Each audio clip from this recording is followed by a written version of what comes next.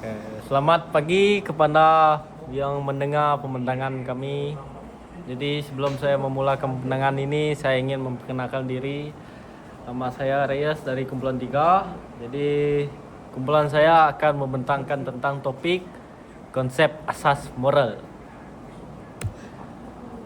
Untuk slide yang pertama adalah slide pengenalan. Jadi konsep asas moral ini mempunyai tiga topik lah, yaitu moral, etika, dan akhlak. Jadi konsep ini menjadi asas dalam menentukan tingkah laku manusia, sama ada berpandukan kepada prinsip baik, benar dan patut. Jadi konsep ini penting untuk membentuk masyarakat harmoni. Jadi itu untuk mengenalan. Jadi konsep moral berasal daripada perkataan mores, yaitu adat dan tingkah laku. Sistem nilai dia adalah menentukan baik atau buruk. Dia berkait dengan norma masyarakat, undang-undang dan adat, sama membentuk individu berintegriti. Saja untuk bahagian saya terus itu saya akan serahkan kepada rekan saya. Okey, terima kasih kepada rakan kita Reyes Kalau. Dan seterusnya saya akan sambung topik untuk konsep etika. Okey, konsep etika ni berasal daripada ethos, iaitu cara hidup, dan menurut kajian tentang falsafah moral dan tanggungjawab. Ia juga berfungsi sebagai garis panduan dan digunakan dalam profession, dalam etika keguruan dan etika guaman. Next, konsep akhlak. Konsep akhlak, tingkah laku baik secara spontan, bersifat tetap dan tidak berubah, dan membentuk pribadi mulia. Seterusnya, untuk perbezaan utama, bagi moral, ia berdasarkan budaya dan boleh berubah.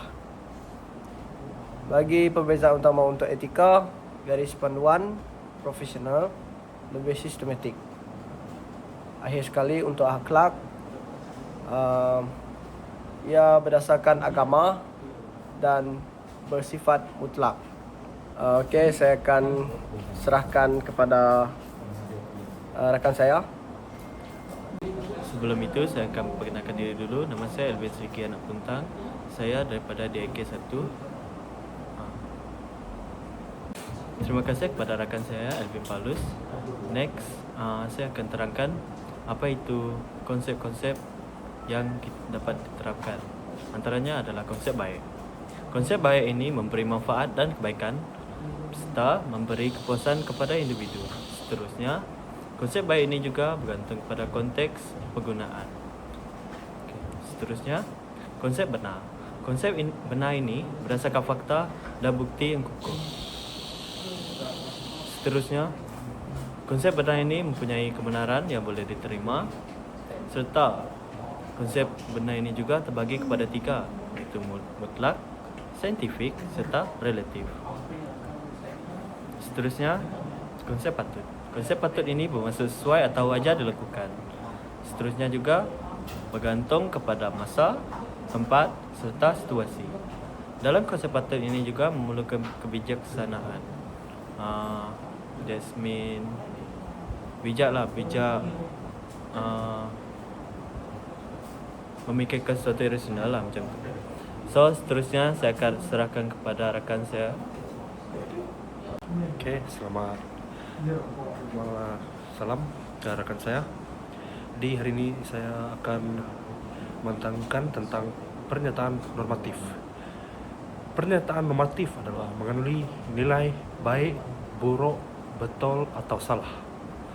Digunakan dalam pertimbangan moral. Contoh, mencuri adalah salah. Seterusnya, pernyataan deskriptif menyatakan fakta sahaja, tidak unsur nilai. Contoh, dia tidak awal. Perbezaan normatif dan deskriptif.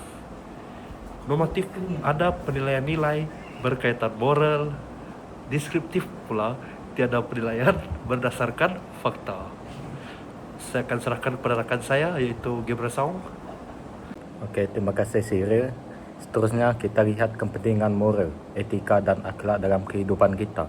Pertama, ia membantu kita membuat keputusan moral yang betul, terutamanya apabila berdepan dengan situasi yang sukar. Kedua, ia membolehkan kita membezakan antara fakta dan nilai supaya kita tidak mudah terpengaruh dengan perkara yang salah. Selain itu, ia juga dapat meningkatkan pemikiran kritis di mana kita lebih berhati-hati dalam menilai sesuatu tindakan. Akhir sekali, semua ini membantu membentuk individu yang beretika, iaitu seorang yang berkelakuan baik dan bertanggungjawab. Sebagai kesimpulan, moral, etika dan akhlak sebenarnya saling melengkapi antara satu sama lain dalam kehidupan manusia. Konsep baik, benar dan patut menjadi panduan utama dalam setiap tindakan kita. Hal ini penting untuk melahirkan pertama, individu yang berakhlak mulia, kedua, masyarakat yang harmoni dan sejahtera. Oleh itu, kita semua perlu mengamalkan nilai-nilai ini dalam kehidupan seharian.